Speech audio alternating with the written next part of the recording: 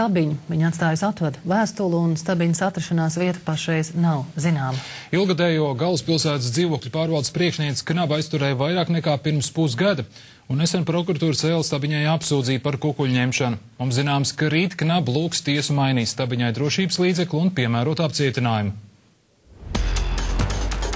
Ilgadējo Rīgas domas dzīvokļu pārvaldes priekšniece Ārijas Stabiņu aizturēja septembrī, aizdomāt par kukuļu pieņemšanu. Stabiņa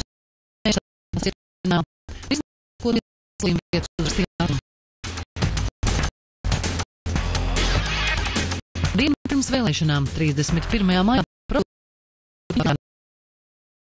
Taču pēc apsūdzības raksta viņa neatnāca un atsūtīja slimības lapu. Dažas dienas vēlāk viņas bērni saņēma Stabiņas rakstisku ziņu. Radiniekiem adresētā vēstulē Stabiņa raksta, ka šī ir pērkama valsts un pēc ilgām pārdomām viņa to pamet. No vēstules konteksta nojaušams, ka viņa neatgriezīsies. Stabiņas ģimenes savrupmājā Ādažos durvis ir vaļā, taču saimniekus nemana. Kaimiņi pēdējo reizi Āriju Stabiņu redzējuši aptuveni pirms 2 nedēļām. Bet tā viņa vispār caurmērā mēdz būt katru dienu, ja tā ģimene mājās? Jā. Bet viņa pati tad nav redzēta kopš šām 2 nedēļām. Mājai līdz aprīlim bija uzlikts arests, bet līdz ko Knaba to noņēma, Stabiņa pusi mājas pārdeva meitai. Radinieki nav vērsušies policijā, lai tā sāk Ārijas Stabiņas meklēšanu. Vienīgi darījuši tiesības sargiem zināmu viņas atstātās vēstules saturu. Ādažu māju šonadēļ 6 stundas nesekmīgi pārmeklēja Knaba darbinieki. Kur varētu būt viņu kliente, nezina arī Stabiņas advokāti.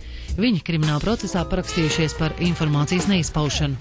Bez komentāriem viss process virzītāji. Ārijai Stabiņai drošības līdzeklis aizliedz izbraukt no valsts.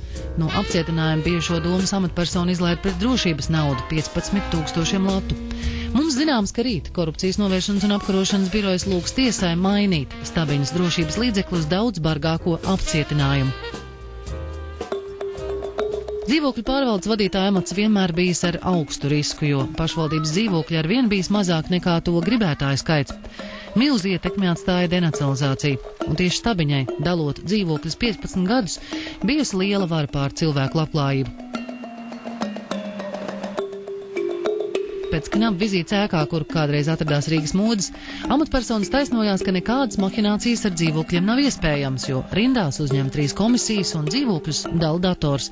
Turklāt Stabiņas darba vietā iekļūt varot tikai ar darbinieku kartēm un visur darbojas video novērošana. Es pat neiedomājos, kā var apiet datoru sistēmu, kur var ielikt cilvēka, kuru pieņem neviens cilvēks, jo Stabiņa nepieņem lēmumu vienpersonīgi, un es nepieņemu tādu lēmumu. Nekā personīgi kļuvis zināms, ka dzīvokļu dalīšanas sistēmā tomēr bija sprauga un tā saistīta ar dzīvokļu maiņu. Lai kāds, kurš līdz šim mitinājās saimnieku mājā ārpus rindas pēkšņi iegūta beztermiņa īres tiesības pašvaldības dzīvoklī, bija vajadzīga nauda un informācija. Zinot, ka pašvaldības īpašums atbrīvosies, to nevis piešķīra kādam no rindā gaidošajiem 6000 iedzīvotāju, bet vajadzīgajam cilvēkam ļāva iemainīt pret īrēto dzīvokli saimnieku mājā. Oficiāli pašvaldībai par šādu īres tiesību maiņu jāmaksā 43 lati. Neoficiāli šāda darījuma taksa ir ap 10 000 latu. Jo kukuls jādod gan personai, kura pašvaldības dzīvokli atbrīvo, gan starpniekam, visbiežāk kādam māklerim, gan amatpersonai, kur darījumu izkārto. Mums zināms, ka par šādu maiņas darījumu izkārtošanu kopā ar Stabiņu pašlaik līdz apsūdzētas vēl 6 personas, tostarp Stabiņas znots un viņai pazīstam mākleri.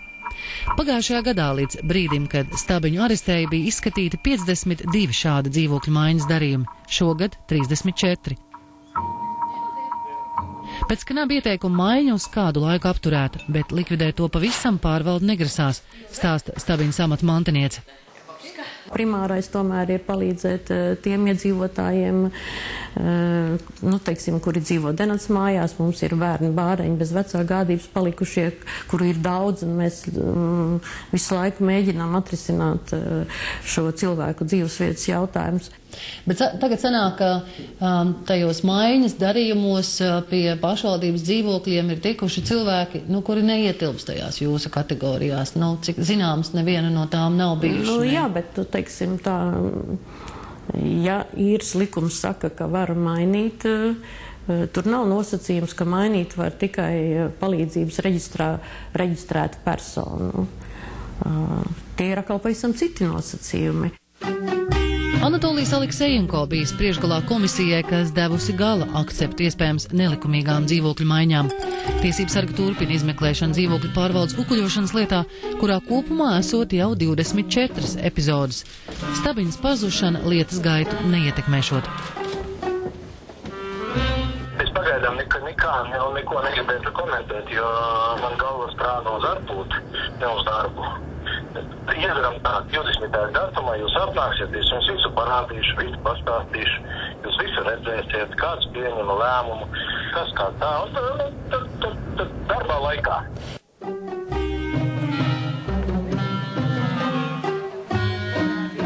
Es būtu pārsteigts, izmeklēšanā atklātos vēl kādas pašvaldības amatpersonas vārds par iespējamām nelikumīgām darbībām. Man nav tāds samats, lai brīnītos par to, kas notiek. Mums ir liela saimniecība un darbs ar cilvēkiem, un darbs ar cilvēkiem ir tāds, kāds ir. Vienmēr ir kāds procents, kas nav pilnīgi godīgi. Bet, ja mēs runājam par sistēmu kopumā, mums sistēma, kā jebkura cita sistēma, nav ideāla. Mums ir tie trūkumi jau tāda līmeni, par ko, piemēram, ir minējis Knaps, ka saņemot atbilstošu likumam dzīvokli, pēc tam parādās iespējas tas īres tiesības kaut kāda veida samainīt, un tur var būt, es neteiktu mahinācijas, bet tur var būt jautājumi. Šo mēs, protams, labosim, nav jautājumu.